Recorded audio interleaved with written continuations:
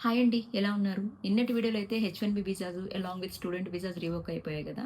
So, ఆ information అయితే మీతోనే షేర్ చేసుకున్నాను కదా! ఈరోజు ఏంటంటే Trump new rule on H1B అంటే H1B can't work at client site అనేసి కొత్త రూల్ అయితే ఉంది. దాని గురించి అయితే మీతో నేను ఇన్ఫర్మేషన్ షేర్ చేసుకుందాం అనుకుంటున్నాను. వీడియోలోకెళ్ళే ముందు ఫస్ట్ టైం మన ఛానల్ ఎవరైనా చూస్తున్నారంటే సబ్స్క్రైబ్ చేసుకోండి. ఒక్క లైక్ కొట్టి వీడియో చూడడం స్టార్ట్ చేయండి. లైక్ చేశారంటే వీడియో ఎక్కువ మందికి రీచ్ అవుతుంది. సో, ఇంతకుముందు చాలా రూల్స్ పెట్టారు. లైక్ 100కే ఫీ అన్నారు. వేజ్ లెవెల్ అన్నారు. Like level 1, level 2, level 3, level 4 అవన్నీ కొంచెం తట్టుకునేసరికి ఈ రూల్ అయితే కొంచెం షాకింగ్‌గానే ఉందండి. ఏంటంటే ఇప్పుడు ఎవరైతే హెచ్-1బీ వాళ్ళు ఉన్నారో వాళ్ళు క్లయింట్ సైట్‌లో వర్క్ చేయకూడదనేసి. ఆహ్, కంపారిటివ్‌లీ మనం చెక్ చేస్తే most of the 90% people IT consultancy ద్వారా లైక్ టీసీఎస్ కానీ, ఇన్ఫోసిస్ కానీ, విప్రో గానీ వీళ్ళకి హెచ్-1బీ వర్కర్‌గా ఉండి క్లయింట్ లొకేషన్‌లో వర్క్ చేసేవాళ్ళు మోస్ట్ ఆఫ్ ద పీపుల్ ఎక్కువ మంది ఉన్నారు. ఎవరో కొంతమంది లైక్ మెటా గానీ, గూగుల్ కానీ, ఫేస్‌బుక్‌లో వర్క్ చేసే వాళ్ళందరూ సేఫ్ అండి. వాళ్ళకేం ప్రాబ్లమ్ ఉండదు. రిమైనింగ్ ఈ 90% ఆఫ్ ద పీపుల్ ఉన్నారు కదా! వీళ్ళు క్లయింట్ సైట్‌లో వర్క్ చేయకూడదనికి ఎక్కువ ఎఫెక్ట్ అవుతారని అనుకుంటున్నారనమాట. మెయిన్ అసలేంటంటే ఈ 100కే రూల్‌ని స్ట్రిక్ట్ చేయడం కోసం వీళ్ళు కొన్ని ప్లాన్స్ అయితే డిసైడ్ చేశారండి. ఒకసారి I వీళ్ళేంటో yield ఇప్పుడు 5 minutes to మాట్లాడుకుందాం. myself for చూద్దాము. questions. Mr. O'Brien, you wrote an op ed in January about how some companies abuse the H 1B visa program, and I want to read part of it. You wrote that, quote, not content with shipping jobs to India or China, corporatists have found a way to control their subjects right here in America. H 1B is a way for employers to hurt the American workforce and make foreign workers their serfs. Mr. O'Brien, how are corporations abusing our immigration system to bring cheap labor here? Well, I think, namely, the HB1 guest visas were supposed to be used to hire foreign workers with very unique skills that could not be found in the U.S. And like anything else, those employers expanded the programs and started expanding that to workers from distressed countries, bringing them over, paying them far less, and exploiting them. That was not the intent. The intent was to bring workers over here that had a unique skill set that could be utilized in certain circumstances, and we've even seen in some cases where employers have brought these folks over from foreign countries with no unique skill set, but they taught them English. And that's not part of the program, and that's not the way the program should be. Employers should be mandated to invest in American workers, and if the skills aren't here, allow the opportunity for people to come over for a short period of time and teach those skills to our American workers. And the thing that's missing in this whole conversation, and I'm a product of వాళ్ళు వీడియోలో ఏం మాట్లాడుకుంటున్నారంటే what is the main rule of H1B. అసలు H1B అంటే ఏంటి? వీళ్ళు H1B ఎలా ఎన్ని వేస్‌లో మిస్‌యూజ్ చేస్తున్నారు?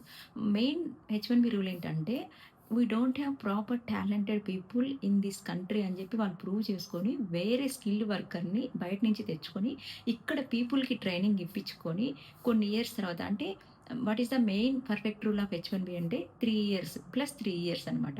కాకపోతే వీళ్ళిక్కడ ఏంటంటే వాళ్ళు ఇక్కడ ప్రూవ్ చేసుకున్నారనుకో టాలెంటెడ్ పీపుల్ లేరని స్కిల్డ్ వర్క్‌ని తీసుకొచ్చి వీళ్ళకి ప్రాపర్‌గా ట్రైనింగ్ ఇప్పించేసి ట్రైనింగ్ అంతా అయిపోయాక వాళ్ళు గెట్ బ్యాక్ టు హోమ్ కంట్రీస్‌కి వెళ్ళిపోవాలని చెప్పి రూల్ అనమాట. ఇక్కడేంటంటే 6 ఇయర్స్ తర్వాత I-140 రూల్ అప్లై చేసుకొని దాని మీద వీసా ఎక్స్టెన్షన్ చేసుకొని ఇక్కడే ఉండిపోతున్నారు. హెచ్-1బీని అబ్యూజ్ చేస్తున్నారు. చీప్ లేబర్ అనేది ఎందుకు మెన్షన్ చేశారంటే కంపెనీస్ తక్కువ జీతంకి వర్క్ చేసే వాళ్ళని తీసుకొచ్చి ఇక్కడ లోకల్ వాళ్ళ జాబ్‌ని ఆక్యుపై చేస్తున్నారని చెప్పేసి వాళ్ళు మెన్షన్ చేసి కొన్ని రూల్స్‌ని అయితే తీసుకొచ్చారు. మెయిన్ ఇంటెన్షన్ ఏంటంటే ఎవరైతే హెచ్-1బీ వర్కర్స్ ఐటీ కన్సల్టెన్సీ నుంచి క్లయింట్ సైట్‌లో వర్క్ చేస్తారో వాళ్ళ మీద అయితే ఎక్కువ దృష్టి పెట్టారు. మెయిన్ ఆ రూల్స్ ఏంటంటే ఇన్ కేస్ హెచ్-1బీ ఎంప్లాయ్ అయితే గనక ఎవరి దగ్గర వర్క్ చేస్తున్నారు, ఎవరు సాలరీ పే చేస్తున్నారు, ఎవరు డైలీ వర్క్‌ని మేనేజ్ చేస్తున్నారు అనేది యూఎస్‌సీఐఎస్‌కి అయితే కంపల్సరీ ఇవన్నీ మెన్షన్ చేయాలండి. వాళ్ళు చూపించాలి. ఒకవేళ క్లయింట్ సైట్‌లో వర్క్ చేస్తున్నారంటే గనక కంపల్సరీ క్లయింట్ లెటర్ కావాలి. క్లయింట్ అడ్రస్ ఉండాలి పిటిషన్‌లో. కాంట్రాక్టా లేదంటే స్టేట్మెంట్ ఆఫ్ వర్క్ అనేది కంపల్సరీ సరైనవిగా ఉండాలనమాట. ఇంకోటి ఈ మెయిన్ రూల్ అయితే ఇదండి. నెక్స్ట్ 100K ఫీ అనమాట. ఇదేంటంటే ఇప్పుడు ఇది కొత్తగా యూఎస్ఏ బయట నుంచి ఎవరైతే H1B వాళ్ళు వస్తున్నారో వాళ్ళకి ఈ రూల్ అప్లై అవుతది. అంటే ఈ 100K ఫీ అనేది వాళ్ళు కట్టాల్సొస్తది. అండ్ ఇక్కడున్న H1B వాళ్ళకి వర్తించదు. అండ్ H1B ఎక్స్టెన్షన్ గానీ, H1B ట్రాన్స్‌ఫర్ గానీ ఇది వర్తించదు. ఇప్పుడు ఆల్రెడీ ఇక్కడ క్లయింట్ సైట్‌లో వర్క్ చేస్తున్నారనుకో H1B ఎంప్లాయీలు వాళ్ళకి వెంటనే వీసా ఏం రద్దు కాదనమాట. కాకపోతే ఏంటంటే వాళ్ళు సరైన డాక్యుమెంట్లనేది ప్రొవైడ్ చేయాలి. చూపించాల్సొస్తది.